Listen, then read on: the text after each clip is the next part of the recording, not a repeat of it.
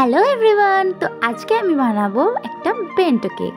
তাই জন্য ভাবলাম কি তোমাদের সাথে একটু শেয়ার করি। তো আগে আমি প্রথমে একটু ক্রিম বের করে নিই, ওটাকে ব্লেন্ড করে নিচ্ছিলাম ভালো করে বিটারের সাহায্যে।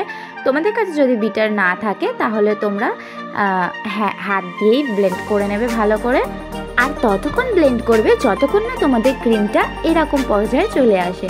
তো গাঢ় করে একদম ব্লেন্ড করে নেবে ক্রিমটাকে একদম ভালো করে। তো এই দেখো এখানে আমার ক্রিমটা ব্লেন্ড করা হয়ে গেছে, আর দেখছো আমার স্প্যাচুলা থেকে একটু ক্রিম নিচে পড়ে যাচ্ছে না।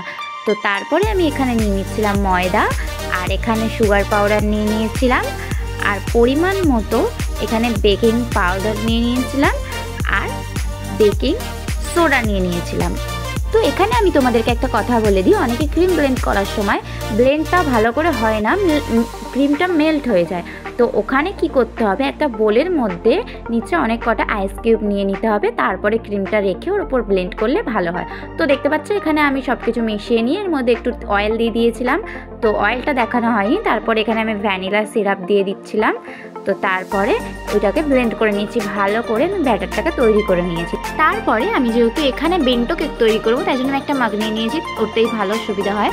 তো আমি এখানে বাটার পেপার কেটে একটু অয়েল লাগিয়ে ওর মধ্যে দিয়ে দিলাম। দিয়ে আমি এখানে যে ব্যাটারটা তৈরি করে রেখেছিলাম ব্যাটারটা ভালো করে দিয়ে একটুখানি মাখটা ধরে ট্যাপ ট্যাপ করে নিচ্ছিলাম যাতে কেকের মধ্যে কোনো বাবলস না ক্রিয়েট হয়। তো দেখো আমি এখানে গ্যাসের মধ্যে কেকটা আজকে করছি, তো গ্যাসের মধ্যে দিয়ে দিলাম। তো এখানে আমার কেক কমপ্লিট মানে রেডি হয়ে গেছে, তৈরি হয়ে গেছে। দেখো কি সুন্দর আর সফট হয়েছে না। তো চলো আমরা এখন কেকটাকে কাট করে নিই। কাট করে নেওয়ার পর এখন আমরা কেকটাকে তৈরি করে নিই ভালো করে, ক্রিম দিয়ে ডেকোরেট করে নিই। তো ফার্স্টেই আমি টেবিলের সেন্টারে একটুখানি ক্রিম লাগিয়ে নিয়ে তারপরে একটা বেস লাগিয়ে দিয়েছি কেকের। তো তারপরে আমি একটুখানি সুগার সিরাপ দিয়েছিলাম, ওটা দেখানো হয়নি। তো তারপর আমি এখানে ক্রিমটা দিয়ে তারপরে আবার একটা কেক নিয়ে ওর উপরে সুগার সিরাপ লাগিয়ে বসিয়ে দিলাম। তারপরে এবার ক্রিম দিয়ে ভালো করে ওটাকে লাগিয়ে নিলাম ঘুরিয়ে। ফার্স্টে একটা কোট করব, ওর পর পাতলা করে কোটটা করব। তারপরে আমি কেকটাকে একটুখানি ফ্রিজারে দেবো কিছুক্ষণের জন্য। তো তোমরা সবাই দেখতে থাকো, আর প্লিজ ভালো লাগলে একটা লাইক করে দিও, কমেন্ট করে জানিও তোমাদের কেমন লাগে আমার ভিডিও, আর আজকে কেক বানানোটা আমার কেমন লেগেছে সেটাও জানিও।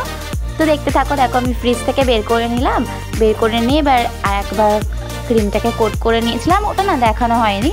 তো তারপরে আমি এখানে ডেকোরেশন করে নিচ্ছি কালার দিয়ে। তারপরে আমি একটু ওপর থেকে ফুল ডিজাইন করে দিচ্ছিলাম। আর এটা তো বেন্টো কেক তাই জন্য অনেকটাই ছোট, কি করব বুঝে পাচ্ছিলাম না। তো দেখো ডিজাইনটা করতে গিয়ে একদম গ্যাজামিল হয়ে গেল, কেরম লাগছে। তো ঠিক আছে, আজকে প্রথমবার আমি করলাম কেকটা, বেন্টো কেকটা করেছি প্রথমবার। তো ভালো লাগলে একটা প্লিজ কমেন্ট করে জানিও, আর প্লিজ সাবস্ক্রাইব করে দিও চ্যানেলটা। তো আজকের জন্য টাটা, সবাই ভালো থেকো।